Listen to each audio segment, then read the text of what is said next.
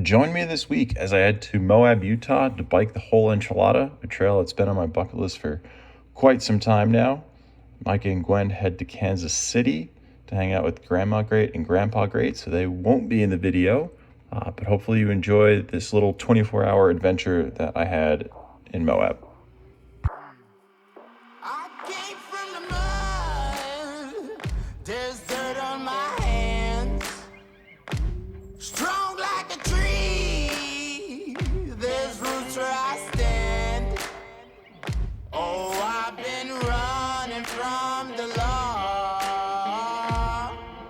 Hey, what's up everybody? Made it to Moab.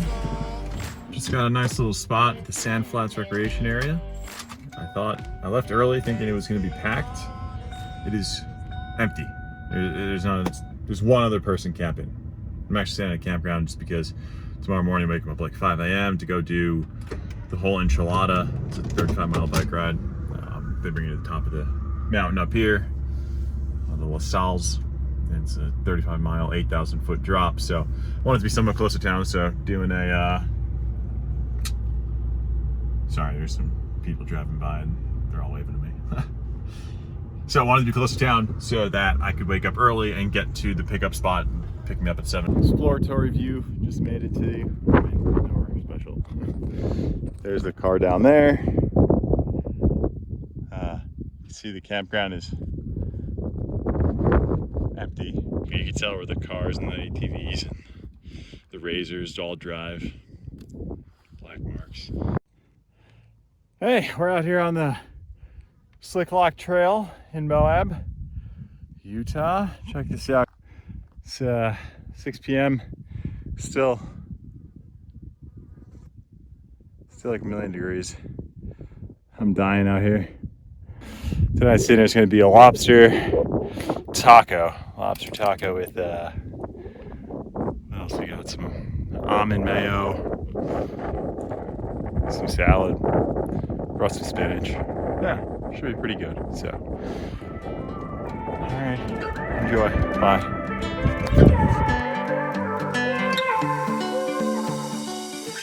Morning, everybody. We are out. Just got dropped off by the shuttle, the Whole Enchilada Shuttle Company out of Moab. It was about a 45-minute ride up. We are kind of at the top of La Salles. This is the trailhead, the Geyser Pass trailhead. From here, it's about a 1,000-foot climb from here. And we start dropping down. And, here's the trail map. So we are right there. You climb to right there, and then you go all the way down. So we'll start the morning off. It's a bit brisk up here, a little bit cold. Shuttle is packed full of people. It's going to be interesting. I think we'll probably end up catching up to them on the climb. A lot of New Yorkers and Florida people is just ready to rip it. So it'll be fun to go catch up to them and see everybody out on the trail.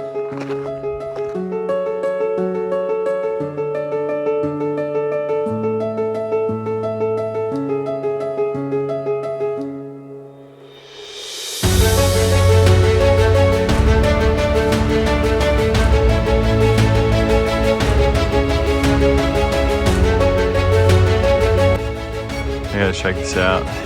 Absolutely stunning. You would not think this existed in the desert.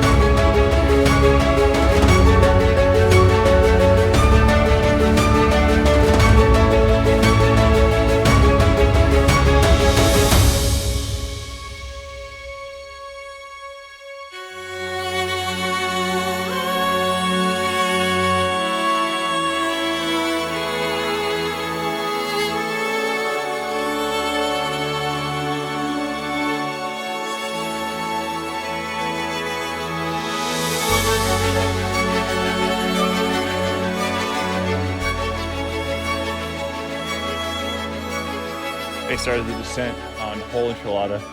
It was brutal. It is this scraggly, loose, scree filled it up kind of debris all the way down. And it's hard to get how steep this is, but it's definitely a little more sketch than I was anticipating. So we'll get down slow and safe. This is absolutely stunning up here. Check this out. So we got a creek, which I am amazed that it's flowing. It's August, and we're gonna drop into like the middle of the desert, so there's no snow on the peaks, but the creek is flowing. Check out these wildflowers. There's I went through a path back earlier that was just popping off, like yellows, whites, reds. Gorgeous. So yeah, the trail's mellowed out. It's becoming a little more rideable. Not as much scree field, but absolutely glorious day. Barely any clouds in the sky. Temperature's perfect up here. I'm sure later this afternoon it's gonna come very hot, but pretty cool how we're in a pine forest and we'll end out with some desert slick rock.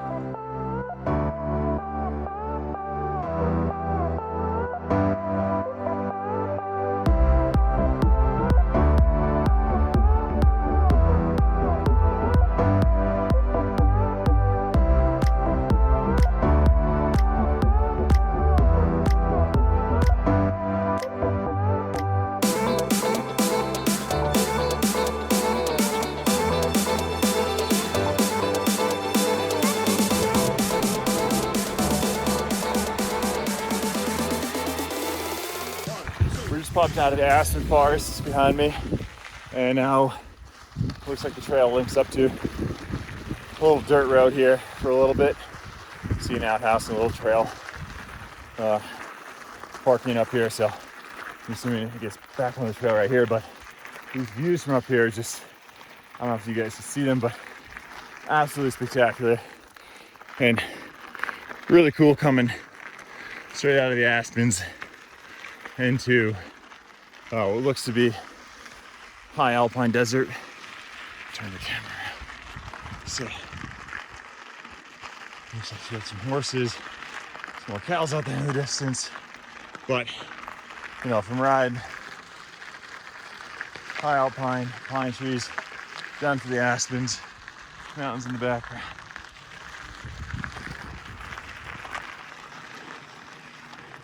Pretty cool spot. Except for all these cows. My wife knows that cows and me. I like cows, but I don't like them to come near me. Oh, there's, all right.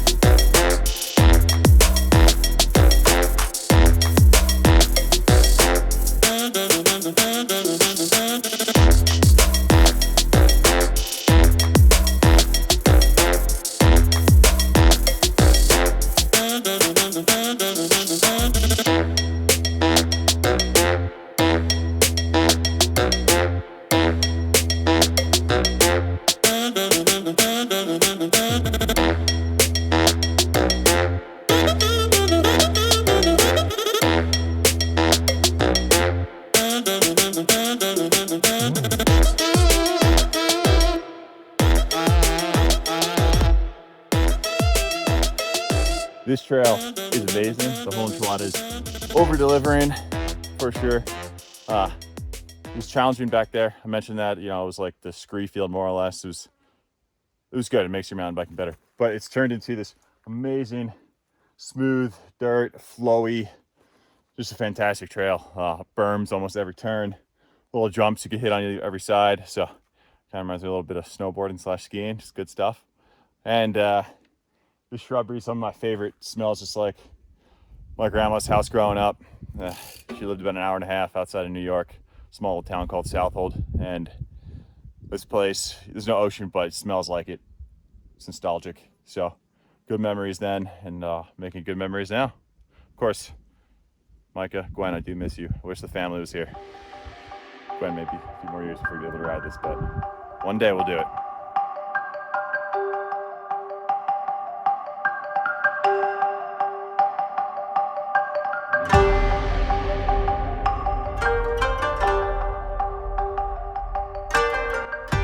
About halfway down the trail, more epic riding. Look at this. Spectacular, probably 10th time I use that word. But I don't know what other word to use.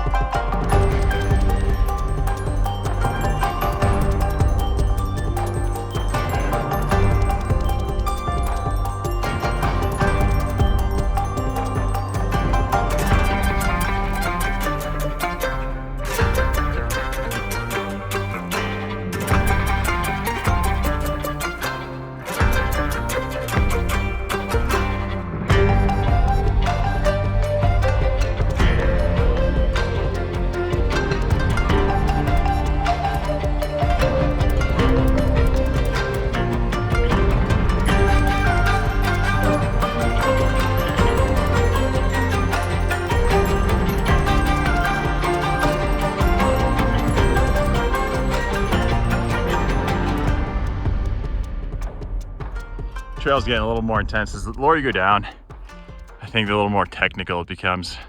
Larger drop-offs. It's kind of funny, I keep passing the people. So you shuttle up, and it's like I catch up to them, do some footage, take the drone out, and then they pass me, and then I pass them again. So, the whole enchilada like kind of rides this whole rim all the way out here. From there, right there's the Colorado River, and that's the trail gets real challenging. All right, so I'm biking. I just shot a video, but forgot to mention Donna Lewis, "I Love You Forever." Great song, mountain biking through right now. You guys should check it out. It's great. I love you, always, forever, near and far, oceans together. I love you, always, forever. Oh God, I'm gonna crash. All right, biking down, and this lizard starts running right in front of me.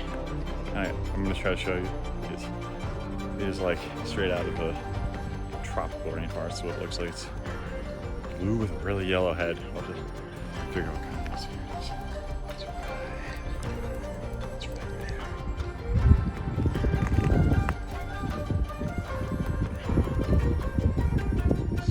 Sunbathing. Super pretty.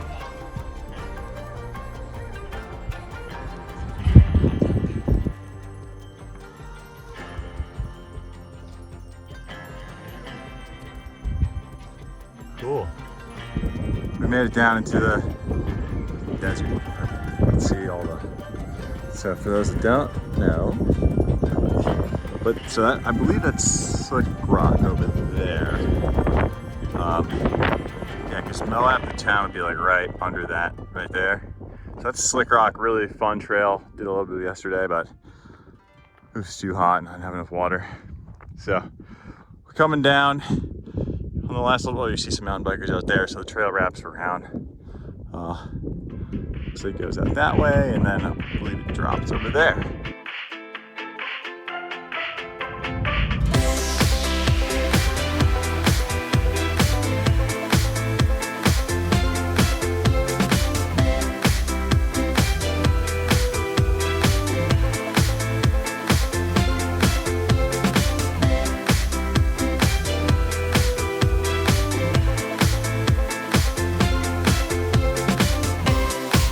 Whoa, hey.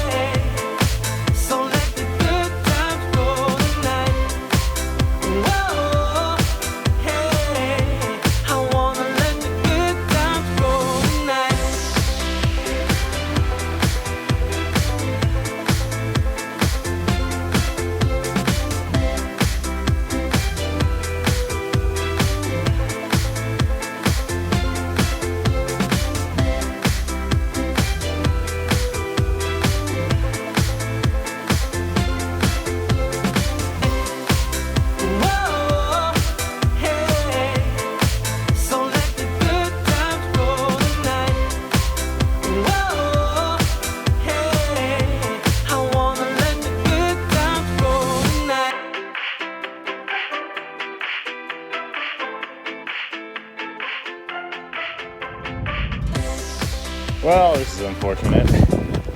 I had a bad feeling when I did this, but I sent it. Here, I'll just flip the camera. Yeah.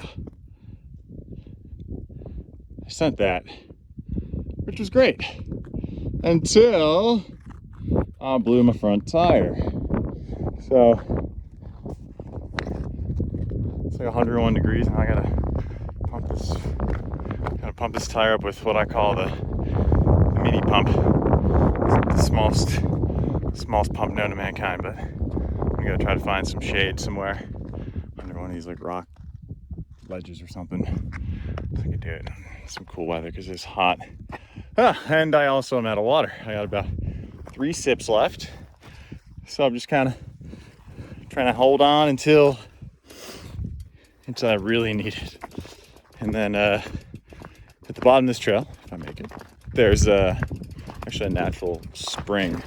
So I'm looking forward to some of that cold, refreshing spring water, which I will show everybody when we get there.